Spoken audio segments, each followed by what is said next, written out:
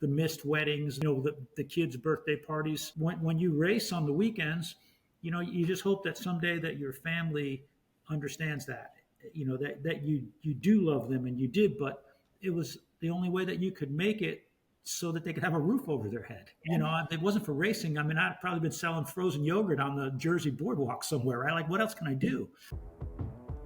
Ladies and gentlemen, you wanted it, you got it. The place for the untold, real, raw, and juicy stories of dirt track racing. It's Dirt Track Confessions. And now here's your host, Mandee Pauch Mahaney. Hello, everyone. Welcome to Dirt Track Confessions. I'm your host, Mandee Pauch Mahaney. This week on the podcast, we have an old family friend joining us. I am sure most of you have heard of Ray Evernham. Ray, how are you? Really good, Mandee. How are you? I'm doing great. I don't know about you, but I'm ready for some warm weather and some racing. Well, you guys will be headed to Florida soon, won't you? Yes. Billy's already down there, Dad's down there, so I'm next to hit the plane to head down. So I don't blame you. I'm ready. So, Ray, seriously, thank you so much for taking the time to sit down and chat. I'm really looking forward to really giving our listeners, I feel, a different perspective of you that maybe they haven't heard or thought of before. So, Ray, I'm just gonna warn you, brace yourself. Who knows what we'll be sharing this evening today. Well, remember, that goes both ways, because you remember when you were about 3 or 4 years old, we used to have to chase you around sometimes in Daytona when your dad would come down and visit me and things like that. So just remember that goes both ways. Okay, I'll tread lightly. Treading lightly. Got it. Noted. So for those of you that might not know, this is insane, Ray. This is your 50th year in racing, right? Yeah, I started in 1975 when I graduated high school. You had to be 18 in Jersey to drive back then, and we kind of cheated it a little bit because the driver's license didn't used to have the actual date; it would have the month and the year. So even though I wasn't 18 till August 26th, we went racing the first week in August because I could produce a license that said 8/57. Well, I mean, you might have told a little secret there, but that's okay. I think there's I'm not plenty. the only one who did that, I'm sure. No. I think we've definitely been through that too. We worked at the racetrack and the bars. Yes. So, when I think 50 years, I think like the dedication, that you have given your life to this sport. And I admire that. I admire immensely a lot of the things that you have done. I look up to you, and truly I do pray that like I get to make the kind of impact that you have made in, I like to say racing's in the big, grand scheme, but I also feel like we're a tight little niche. But for you, Ray, what does it feel like to look back? You're not done. We know you're not done. I know my father will never say he's done, right? We're never done. But what does it feel to look back on 50 years and all that you have accomplished? It's sometimes it's pretty humbling. When you say about commitment, and you've been around enough racers, as I said. You come from a great family of racers with your granddad, your dad, and certainly now your husband. It's all I ever wanted to do, right? It's just that's what you did. And you wanted to always do it the best that you could. And the work or the hours, what some people would consider sacrifice, it just was a way of life for us. And to keep moving up the ladder was always the goal. I don't think that I ever could have imagined where I ended up. I wanted to go to Indy. I wanted to drive Indy cars, and you end up getting an opportunity down here in stock cars. And my goal as a kid was to be a driver, and that didn't work for me. I mean, I still drive, but not at the level, that I wanted to. And the fact that's one of the reasons we came back to do something at Lenny's show there around the people from New York, New Jersey, Pennsylvania. It was just to let them. It's been a great ride, and all have been part of that ride. So it was really good to come back and celebrate the 50 years of racing. And they say home. When I say home, well, I didn't go to the Jersey Shore or Wall Stadium, but Yeah. that tri-state area, that, the modified people and the sprint car people and all the people that I've known for all those years, that's home to me. That the Aerial Auto Racing News is basically our family photo album, right? Amen. Yes. So I know this is a trick question per se, and I feel it's hard to just pin down one, but with all the things that you've done, were there any moments or milestones that really stood out to you? Like, okay, I never thought I was going to be able to achieve that, or I'm really proud. Like I worked really hard for this one. Some people say, well, it's the championships, it's this, that, but when you win at a place like Daytona, when you win the Daytona 500 as a stock car racer, you're like, holy crap, like, wow. Okay, Yeah. if I get hit by a bus tomorrow, it's okay. It's been enough. Yeah. That in Indy, Indy's so special to me, so special. And when you go to Indy, you feel like the ghosts of all these famous drivers and mechanics are looking right over your shoulder to make sure you're worthy of even being there. Yeah. So winning it at both those places was very very important to me. It's certainly championships and things, but I can tell you, winning at Daytona and then winning at Indy, those are things you never forget. Yeah. And to be able to do both. Yeah. I don't know many people that can say that. But so speaking of like life, which we're definitely going to be diving more into, tell us about your book, Trophies and Scars. I'm curious, what inspired you to write it? My kids. All right. So I wanted my kids and my family and my friends, all the people that we talk about, to understand, what I was thinking, what was going on in your mind when you did this, or what was, and really and for people to know that I got a lot of trophies, but I got a lot of scars getting those trophies, So, Yeah. Life is it's not a perfect ride, but it's, if you learn as you go. And I wanted people to read that book and say, okay, this is, love him or hate him, whatever. This is this guy. He was honest about things, and this is what was going on in his mind. And that sometimes it wasn't easy, and then there are other times it was really easy. You're like, what?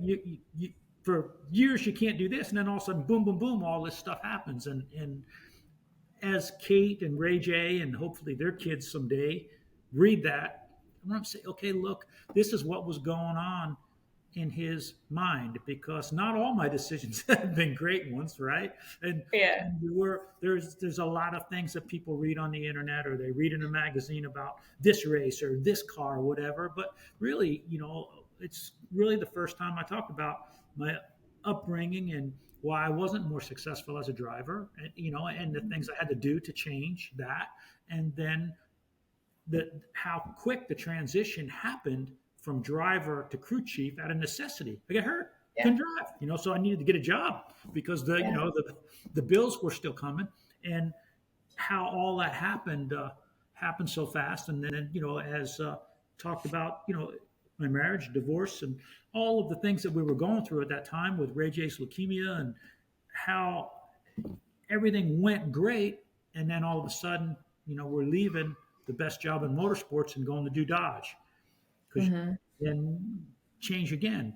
And it was, I think the book's neat because it starts at the start finish line at Pikes Peak, which was really, a almost a spiritual moment for me. It was one of those things, like I had to go prove to myself that I could be a good driver, and I knew how to do things on a car, and then I could jump in. We kid around. I'm more like a guy that's like, look, let's just jump out of the airplane and we'll build a parachute on the way down and everything will be all right. I'm not the great planner that people think, so it's like, look, sometimes you just got to go, you just got to go. And like, there I was sitting there ready to take the green flag at Pikes Peak. And I hadn't really driven a race car competitively in 20 years, Yeah. I love that. That is amazing. And I love that you opened with, like, your family and your kids, like the future generations to come. Because for me, you get it, right? Like you hear all the racing stories and it was all before me. And so to connect those dots, like reading my dad's book, you know, really helped me understand like the trials and tribulations he went through and how he got from point A to point B. And it was almost mind blowing to me, because it's like, wow, there was a lot of things I did not know. And like you said, like one year you're at rock bottom and then you take off, and people don't see those things or make those connections. So having that book, listen, I will tell you right here, right now, Ray, my father did complain. There was one complaint about your book. There was not enough pictures in there for him. There's not enough pictures. If I'd have won as much as he did, there'd have been more pictures. But tell him, unless there's not a lot of there's a lot of crash pictures, I think, that exist of me. But tell him, I didn't win a fraction of the races he won. So I'm sure there's a lot more pictures of Billy Pauch than there is of me. Well, I'm tossing my dad on the bridge here, because I've been impatiently waiting for him to finish your book, Ray. And he's like, oh, there's not enough pictures. I'm like, he just isn't a reader. So I'm very proud of him for picking up your book. But I think I might just go buy the dang book because I'm tired of waiting on him. Well, I'll make sure that we send you one, but we should probably sign him up for some kind of seniors reading club or something. That's what we'll do. We'll just sign him up for a book club, because I've read every page of his book. So if he hasn't read mine, I'm going to put my foot in his butt when I see him. Yeah, we should get. I didn't tell you. That wasn't me. I'll ask him. Hey, Billy, what do you think of my book? Yeah, that's great.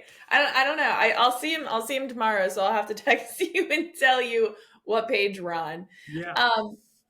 So I know for me personally, right? Like everything I do, from my podcast to my YouTube to like all of my businesses and in between, my goal, right, is to have people walking away feeling something or learning something. And like you said, which you kind of touched on, but like overall goal, and it's kind of hard, right, to say like what the overall goal is, but like you said with your book, what do you feel you want your readers to take away from?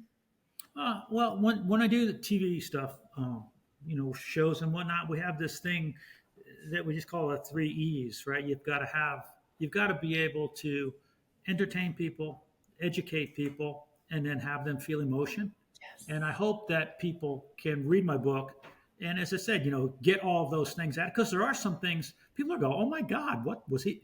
They did that, So there is some entertaining things on there. I think there's a lot of educational things in there, because we tried to wrap up each chapter with a little bit, either a life lesson or a business lesson or a team lesson. I love then that. We, again, emotion about, I was pure honest about, being the guilt that you do feel while you're doing all this, and Ray J fighting leukemia, or, the issues that happen through divorce, and then having to leave Hendrick Motorsports, to go to another deal. So I tried to be honest and pure about the emotion. We talked about some of the drivers that we lost. Saw Neil Bonnet 5 minutes before he buckled into the car in February of '94. All of those things. So, giving people, when you're reading that book, I really want you to hear my voice and be able to see what I was seeing. Mm-hmm. I love that. And then that was actually going to be one of my questions, Ray, this might also be a personal question, because I feel like I've been asking everyone, is like, how did you balance? And I'm sure back then it looked a little different, right? But like you touched on, Ray J, I know he was born, I'm pretty sure in the 90s, right? Because we're about the same age. 91. Yeah. 91. Okay. So he was born in the early 90s, NASCAR was taking off, and then eventually you went off and did your own team. And when you were kids, he was afraid of you. Remember, you used to scare him. Right. Everyone is so scared of me. It hasn't changed. Well, hopefully we've grown past that. It's like, Dad, that crazy girl. Yeah, it hasn't changed. Oh my God. So, my question for you is like, you guys had Ray J in the early 90s. You like, I don't want to say you were at your peak, but like you were taking off with your career, like, which I'm sure obviously you probably talk about in your book, but, and I hope we're not giving away the book here. But life wise, like how did you balance all that was going on in your personal life, but still be on the rise with your career? Well, there's a lot of things there. You know, what's balance, right? What's the baseline for balance? Is not the same thing for everybody. And Yeah. when you are younger in life and you are trying to make it, and you're trying, and I don't care what anybody says, you can't be that 9 to 5 guy and go to every ball game, you know, every soccer game, and be, you know, on the family vacations, especially when you're in a professional sport. And that goes not just for racing, but football, baseball, you know, horse riding, you know, right now with Kate, you know, and it's unfortunate, but as you're building a career, you are somewhat selfish with your time and your goals, and you hopefully get to the point where family can share in that, knowing that they gave up some of their time. They, you know, the missed weddings, the parties, as I said, you know, the kids' birthday parties. When you race on the weekends, you know, you just hope that someday that your family understands that, you know, that you do love them, and you did, but it was the only way that you could make it so that they could have a roof over their head, right? Yeah. Or, you know, if it wasn't for racing, I mean, I'd probably been selling frozen yogurt on the Jersey boardwalk somewhere, right? Like, what else can I do? You know, Seriously. nothing. And hopefully, again, that was another reason for the book. You know, and hopefully, what the family, you know, that they understand that wasn't that balance then. But if I've set a good example of work ethic, and I've set them up so that, you know, right now we're supporting Kate with her horses, and I'm really supporting her hard because I know my mom and dad would love to have been able to support me more with the racing. They couldn't, right? They did not have the funds, you know. So, and you know, that balance is a tough thing, because it means something different to everyone. And in a racing world, you know, his balance is probably not the same as somebody that's got a factory job. That's so true. And I look a lot at like you, there's plenty of people, but of course, like I'm going to relate to my dad is he went, made a career, made a name for himself, was still a father for the most part. he was still pretty present, right? But for me as a child, it helps me know like I can chase my dreams too. You know, and for your son and your daughter, it's like you can have both. Like there is sacrifices that have to be made, but like you want your children to live like their best life possible. And if you did not do that, what would that show them? Right. And, you know, the fact that it, you know, life's not perfect, but it's a gift. Yeah. And you've got to be able to enjoy the things, and in the end, be true to yourself. So do I have some regrets about things that happened in my life? I absolutely. But if there's somebody on the planet that tells you they don't have any regrets about anything that ever happened in their life, they're just full of crap. You know? Yeah. Because there's something wrong with them. But just because, you know, you learn, you evolve. And, you know, I'm not the same person I was. You know, racing 50 years, certainly not the first person from that, but I'm the same person I was 10 years ago. You know, you've got to continue to evolve, and you get into a different place, and your priorities do change. Yeah. And I feel now, I mean, you hate to compare, but from where you were when you had Ray J to now, like with Kate, I'm sure you're in a different place in your career, right? So I feel you're probably doing things a little bit differently, maybe. Yeah, a lot differently, because I didn't know how much I didn't know back then. Yeah. You know, again, if I could go back and raise Ray J again and spend time with him again, I would do things differently. But I didn't know then. You know, I didn't know, and I knew that I had this opportunity to achieve something that could keep my family in a good place, and do things that I've always wanted to do. So yeah, did I take time away from Ray J to do that? And now that I'm in this place with Kate, I can be a lot more flexible. I've been offered plenty of jobs back in racing or in different sanctioning bodies and things, and I just tell them I'm a project guy now. Like I'm still not afraid to work 7 days a week, 24 hours a day, but I'm not going to do it for 5 years straight. I'll do it for months at a time. And I honestly tell people, look, I'm not that guy. I'm not the guy I was when I did the 2014 or when I did the Dodge deal. I mean, I've got a lot of experience in things now, but I'm not willing to sacrifice this part of my life for that. Yeah. Yeah. I mean, it's so many people are like, they just know what you're capable of and they just want to keep going and keep going. And it's like, let's just keep reviving Ray. Yeah. Let's see how long we can keep him going for. Like the Godfather 3. Yeah. They won't let me out. Yeah, seriously. So, okay, well, I'm curious. I mean, I'm sure it varies, but like, quote unquote, what does a normal week look like for you now these days? Well, I don't. Again, give me the baseline for normal. I always tell people that, like, what's a normal, like an average week for me, it can vary. We're between doing our stuff here at Ray Evernham Enterprises, which is everything from restoring old race cars to buying and selling new cars to doing real estate stuff to doing appearances. Then we could switch over to like last week we had a lot of the NASCAR Hall of Fame stuff here. We've taken on trying to bring back this historic IROC series. So that's using up a lot of time right now, finding old IROC cars, tracking down the history, getting them out, getting them sold. We got a huge event coming up in August at Monterey, which is going to be, I'm telling you, we've got drivers from around the world calling to see if they can participate. I've got more drivers than I've got. We're working on that. I'm involved in the Amelia Island Concours, which I love. The folks from Haggerty bought that off of a good friend of mine, Bill Warner. But that's an amazing event. If anyone ever gets a chance to go down there, it's that and Pebble Beach are probably the two biggest concours in America that you could possibly see. So I'm involved, and we're actually putting an IROC class on down there. And for the first time in history, the history of the world, as Rusty Wallace likes to say, for the first time in the history of the world, that all 7 generations of the IROC cars are going to be together.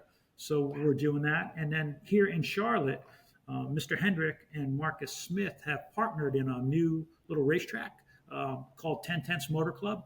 And we're putting on an event there in April with the historic Trans Am cars and making it a kind of a concours. Their goal is to do a car week here in Charlotte, kind of like they have out in Monterey in California. So hoping to have them do that. And then in my spare time, I'm chasing my daughter around, who's becoming quite the equestrian.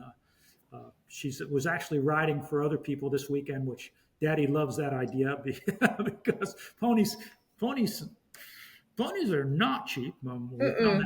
But so between all those things, it's like some days I come in the office and I'll go, gosh, my God, it's 5:00 already.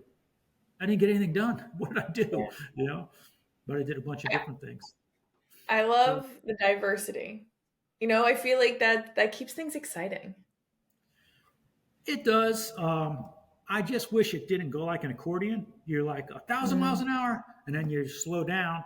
And as soon as when you slow down, you go, oh, I'm not doing a bunch. You take another break, and then it speeds, or you take another job, and then it brings a lot of things in. But I wouldn't know what else to do. I have not ever run at a normal pace. Like most of the people in the short track world, you worked a regular job, and then you worked all night on a damn race car, and then you did, you drive here, you drive there, you did, and that pace, I think that there's a lot of people up and down the short track world that if they could focus that into any other business, they're going to be way successful. Because I always say, like the civilian world, people who are not racers have no idea. They're just like, no idea.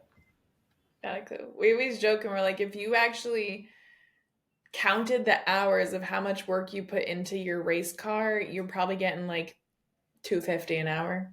Yeah. It's wild. So, And you know what? You don't care because it's that you don't think about all those things as much as you think about that that one night, that one race when you know in your heart you had your best ever drive, yeah, and it's enough. yeah. In That's your that's father's it's a, in your father's world, he had that 700 times. Not all of us get that. no. It's so true. That is so true. So, circling back, you touched on IROC. Now, you acquired IROC. I think it was last year. What made you want to do that?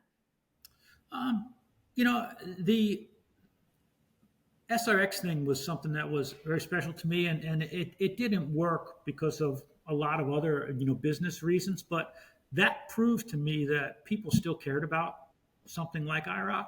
So Rob Kaufman, who's Mhm. a good friend of mine, and he's a really dedicated racer guy, loves vintage racing, was heavily involved in NASCAR for a while. He said, "Well, let's just try and get the IROC thing back." And I said, "I tried. I couldn't really do it." Rob's super business guy, and he was able to get the IROC stuff back, and then introduced me to the right people to to find cars and say, "Hey, we can get these things back on the track." So right now we've got kind of a historic version of IROC where you have to have a real IROC car to race with us. Yeah. But it was an incredible show at Lime Rock. One of the biggest crowds they ever had, and the atmosphere around it was fantastic. And then we got a call from Laguna Seca, the Rolex Monterey Motorsports reunion, which is probably the biggest vintage motorsport show in the country. Maybe the only one bigger in the world may be Goodwood, and they Yeah. invited us out there. So it's been, it's been a lot getting cars, getting drivers, getting all the logistics done. And that doesn't happen until August, and I can tell you that we'll be pretty wide open until we push those things in the trucks.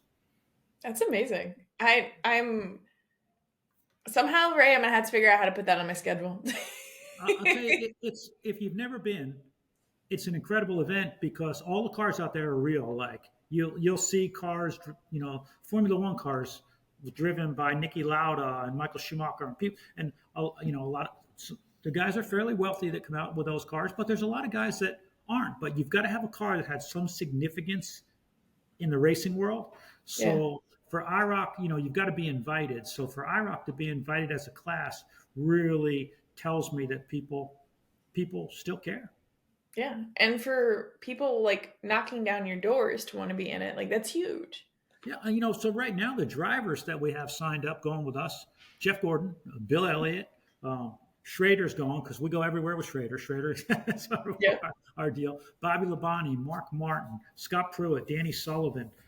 The other day you talked to Jimmy Johnson and Dario Franchitti. Jensen Button has reached out, so a lot of guys who love the vintage side are going, "Hey, what are you guys doing? What's the chances of getting a ride in one of those cars?" I love that. That's so fun. That is so fun. There's so many things, Ray, that I'm like, you know what? I want to go here. I just want to tap outside of like our normal little dirt circle track racing. I love it, but unfortunately we all race at the same time, it seems. Yeah. It But makes it thank really goodness hard. for Dirt Vision and Flow Racing. Amen. Isn't that not the truth? Yeah. So Unbelievable. I could being able to watch racing almost every night from home is a pretty cool deal. So kudos to both those networks. yes, I mean, we hate to clap for COVID, but I mean, that's one really good thing that came out of that, you know? Yeah, and pretty proud of what the folks at Mav TV are doing as well. Mhm. With from documenting some of the races, and they had a really good idea, and I was fortunate enough to get invited to go to that too. This Legends deal that Danny Sullivan and Tony Stewart did. They got some of the greats down and finally sat them down. Mario and AJ and Garlitz Amazing. and Prudhomme and people from all walks of racing to Mhm. tell some great stories, and because we're losing too many of those people too quickly. Yeah. And we need to like just keep those stories. Yeah.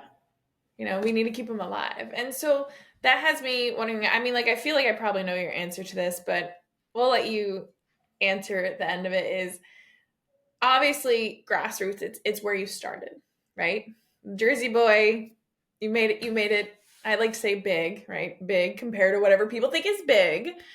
How do you feel? How do you feel grassroots plays in keeping our sport alive? Like you said, you could be tuning. I mean, the week of this recording, we're heading down to Volusia. You could turn on, Volusia and start watching that, and be at Daytona at the same time. How do you feel like I said, the grassroots plays in all levels, essentially? It's really the basis for everything that we do, right? That passion. There's still people follow sports because of emotion, right? They don't, and if you're not connected to it, if you don't, the go-karts and your local tracks, that's what creates NASCAR and Formula One and IndyCar. And unfortunately, that's gotten so expensive, right? That, who knows if we're always going to see the best of the best, or we're going to see the best of the best that could afford to get there, right? And I think, at a grassroots level, I know the prices have gone crazy there too, but there's still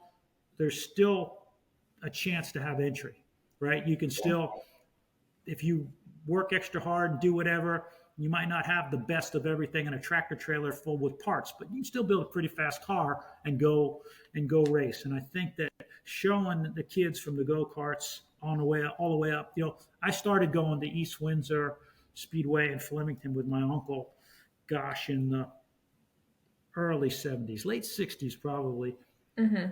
I didn't know anything about NASCAR, IndyCar, whatever, but I knew about Al Tasnady and Gil Hearn and, people like that. They were kind of the heroes. And then that gave me the passion to want to at least try and go further. And I was lucky enough to get some breaks and go. And you look at Kyle Larson and you look at Christopher Bell, and right now I look at those guys. That should be what every grassroots kid is looking at, because they earned their way there. They didn't buy their way there. They earned their way on talent, and it started with go-karts and quarter midgets and, to micro sprints. And, I thought that was so cool. Think about two of our best guys at Cup right now, two of the top Cup drivers. Both ran the Chili Bowl and ran well. Mm-hmm. Both won World of Outlaws features just last week. Yep. And that, that's the kind of stuff that I think the grassroots kids can look at. And without the Saturday night racing, or, whether you race Friday, Saturday, whatever it is, but, without that, there's no way in the world that the upper level of racing would ever survive or even be interesting. Yeah, it's so true. We need I hate to say end goal, but like you said, Kyle and Chris, like something to work towards to have a goal. And majority of people start on the bottom and they work their way up, and they are proof of what is possible, which I love. Yeah. And I love that they continue to, like you said, tap back into the dirt racing world. So it's like the NASCAR people are like, oh, what is this? And it kind of one hand feeds the other. And they prove that it's really not for the money. It's for the love of doing it, because they can get paid more to go do a personal appearance than they can to run that race car. But I mean, let's just face it, but they want to run that race car. And if you read AJ Foyt's book, which it's incredible, I'm about halfway through it, Survivor Champion Legend, it talks about that, how they'd run Indy or they'd run a champ show and then drive a pickup truck and trailer all the way to Reading from Indianapolis and run for an $800 to win feature in a sprint car. That's the stuff that has made our sport. And unless you've been part of that, I don't think you can understand it. And that's why most people look at racers and go, oh, you guys are crazy. Are you enjoying this episode, want even more, or want a closer connection to the DTU fam? Join us over in Club DTU, where you'll receive early access to all of our podcasts, live race day updates, exclusive content, special merchandise, discounts, a community chat, personal recognition, and so much more. All inside one place, Club DTU. A little bit. We are, Just a little bit. So, kind of turning back on to you, with I feel a lot of the things you've done, Ray, you've always had like a really strong leadership role. And so I'm curious, like, what was it like leading a team of people, keeping people motivated all the time? Like, were there challenges doing what you're doing? And of course, like at every level per se. I'm curious because like it's an interesting role that I play, but also at different levels. I enjoy the leadership role. I do. When I was at IROC, I learned from the best, right? From Roger Penske and Jay Signori, learned a bunch from them. And then when I went to Hendrick, obviously, Rick Hendrick is probably one of the finest leaders of people. And I don't even want to use the term manager because he truly is a leader. But I worked really hard. I read a lot. I read a lot of sports and we talk about this book by Pat Riley, The Winner Within. It's about team building. And I read, Lombardi, being a Jersey boy, a lot about Lombardi and stuff. But I got really interested in it. And I started to realize, leadership is really about getting people to work together, and not telling them what to do, but getting that consensus together, like really honestly building a team where everyone feels like they make a difference. People want to feel like they make a difference. I don't care if you pay me $100,000 a week. If I don't feel like I'm making a difference, I'm not happy. And people have got to be part of something. And I look at and think one of my biggest accomplishments and things I'm proud of, when I look at the people that came out of my number 24 team that went on to be great leaders themselves, like Chad Canals, Stephen Letarte, I had some Rodney Childers in my Dodge deal, some other championship crew chiefs went on that came out under that tree, and I said, I'm proud of it. And when you're part of a team, like when you have a really, really good team, it is one of the most incredible experiences that you'll ever be part of as a leader. On the other hand, when you have a bunch of people that are not team-minded, that are very selfish oriented, like it is not fun at all. And when you read the book, that explains the difference between the 24 team and my own team. We had to grow. I had 25 of the best people in racing on my 24 team. We also were part of Hendrick Motorsports with 350 of the best people in racing, but I didn't have to worry about them. That was Rick's job, right? Yeah. But when I got to my team, we started with just 60 people, and in 7 years, I had 450 people. Wow. And it grew so fast, like I couldn't get the culture in place quick enough, and it got to be miserable because it wasn't the culture that I was trying to create. So, so that got out of that. And I can tell you that this small little shop that I have right now, we're back to that tight team. I'll put the people I have that support me right now against anybody in the business. I always tell them we punch above our weight. You think we're a big team, lots of people. No, we just got a really good group of people that work together. And, to me, I'm enjoying that again. Yeah. I love that. That has, I'm sure you've heard this, but I read books all the time, and the one that just stood out. Except mine. What's that? Except mine. Oh, except yours. Okay, I'm gonna go get it. I'm gonna get it. I promise. I can't wait on Dad anymore. But I am motorsports. Oh, I know. Listen, I'm gonna go to Florida. I'm gonna see him tomorrow, and I'm just gonna take the book. I'm not gonna wait. But what I was getting at is, I'm sure you have heard this, is I might butcher it a little bit, but in a lot of like the personal growth books, the leadership books, it talks about this janitor, right? Like he cleans the hallways, cleans the bathrooms, cleans the toilets. And he worked at like the Space Center. And someone once asked him, what is your job? And he says, I help put a man on the moon. And it's like, that right there is exactly what you just painted the picture of for me, is you make every single person feel like their job is important. And that is a huge leadership role. I love, there's a book, it's leaders eat last. You know, you put your people in front of you and let them feel like they're making the decisions, but you're also planting the seeds, you know, the seeds of the belief. And yeah, it is hard when you, oh my God, you have like the naysayers and negative people. And like you said, when you started your team, like you went from, what was it, 60 to 400 people. That's a huge jump. And to manage that and like you said, like the energy of that. And I'd be impressed if you knew every single person's name. Well, it didn't. And you lose that personal touch. Yeah. And it's just not my thing. You know, there are people, Roger Penske, smart, incredible. He manages 15,000 people, who knows, 20,000. Rick Hendrick, 5, 6, 7,000 people. But they're, you know, with me, I always tell everybody, you know, I wouldn't have been a great general in the Army. I'm a captain. Give me guys and we'll go take care of whatever you need done. But at that level of leadership, I like to be in the fight.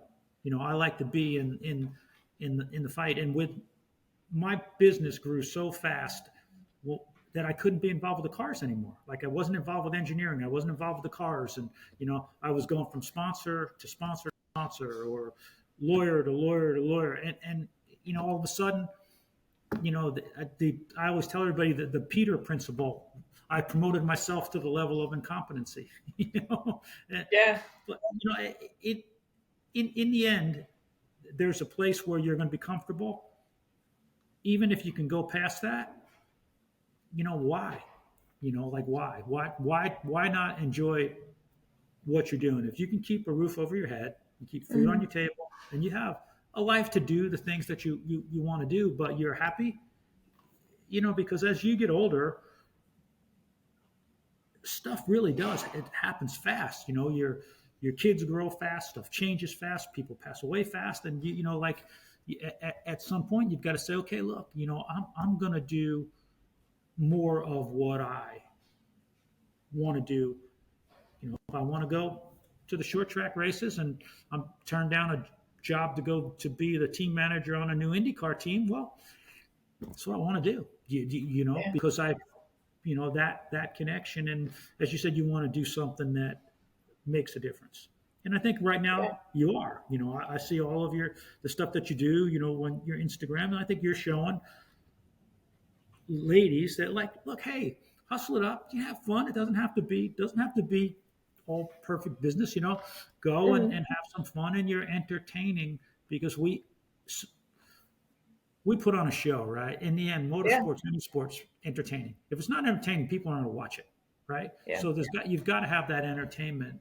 And because of social media and because of how the equipment has changed now, and the ability to do video and all those things have gotten really a lot more reasonable, we're giving people the chance to watch. You know, it doesn't have to be a appointment-based TV. Now you can watch and, you know, do whatever you want. So I think you are creating that new niche of bringing young people into the sport without losing what our DNA is. Because I think, and I know I'm kind of rambling on here, but I feel like the sport skipped a generation. Yeah. You know, I feel like it just skipped a generation, and there's very few people like you. Now we've got a lot of younger people coming in, but it's like it went from us, who are the kind of now the grandparents, and our kids weren't so interested. That's what makes you kind of rare, and your brother. Mm-hmm. But now the grandchildren, there's a gap. But I see it in a lot of the NASCAR stuff. I see it in a lot of the things that are happening with IndyCar. That there's the grandchildren are now spending a lot more time and seem to be a lot more interested in what's happening with racing. So they're going to be a lot more interested, some of them, in what you have to say than what I have to say. I mean, I hope they're getting interested. Like that's my goal. You know, that's my goal. It is an interesting world, and obviously you've been in it for 50 years. You've seen so many transitions, but like the social media aspect has really taken off, and like you said, it's opened up a whole new floodgate of I don't know, views that no one ever was able to see ever before. Yeah, not all of them are good views, but. Oh, no. No. No, we But definitely know that. that stuff again, I think that's what's bringing in or educating the younger people again. So in I don't know that when they talk about Gen X, Y, Z, I don't know, Oh God. but that the all of auto racing kind of lost a little bit. And I mean everybody. The short track went down, NASCAR went down, IndyCar went down, Yeah. and it's building back up now. I think because of the social media access and the videos have got that younger crowd interested again to come and see what it's like, and they're finding it exciting. Formula One did an amazing job with their show to create that with younger folks, and now it's trickling down across the board to, I think, to all the racing series. Yeah. The people I talk to that aren't involved in racing that tell me they watched the F1 on Netflix and they're obsessed with it. And I'm over here like, who are you? I was like, but that is what I felt. It's hard to say it was a missing piece all along, because in the 80s and 90s, it's not like, I don't know, we had the area auto racing news, like we had papers to read. It's not like people are posting up videos of what they were doing every single day. So I feel like it's definitely, I'm praying for us, Ray, that we're back on the rise and attracting the right and new people to us to continue to grow the sport. Well, again, I think the future looks brighter from watching the younger people coming into the sport than it has in, certainly in the last 5 or 10 years. I see a lot of young people at the racetrack that seem interested. Yeah, I'm here for it. Okay, we're doing something right. I think we're doing something right. So I always like to leave us older guys are just standing by watching. Oh, thank you. I appreciate the support. we're picking up the little crumbs you've left behind, so we're working on it. But I always like to leave my listeners with any type of piece of advice, Ray. Is there anything that you would give someone, looking to build that long and impactful career in motorsports? Dude, you could be talking to me. But no, anyone that just wants, not necessarily to be, people do want to be where you are and have accomplished the things you have, but like they want to make an impact in this sport. What advice would you give them? I would say don't look too far out there. Don't look too far out there, but be committed and work hard and keep an open mind as a door opens. And when a door opens, whether you feel like you're qualified or not, don't be afraid to take it. Take it and figure it out. Like I said, jump out of the airplane and build a parachute on the way down. That's because when you have, when you put yourself in a position where you have no choice, you can do some amazing things. So don't stay where it's comfortable. If you really want to move forward, you've got to keep yourself in an uncomfortable position, and don't ever let anybody tell you that you're not good enough or you can't do that. You've got to have that confidence in yourself, because saying, oh, where there's a will, there's a way. Well, there's more truth to that than you think, because it may, you may not write the perfect song. You may not build the perfect race car. You may not do whatever, but you're going to go further than 75% of the people on the planet just because you tried. Yeah, that's so true.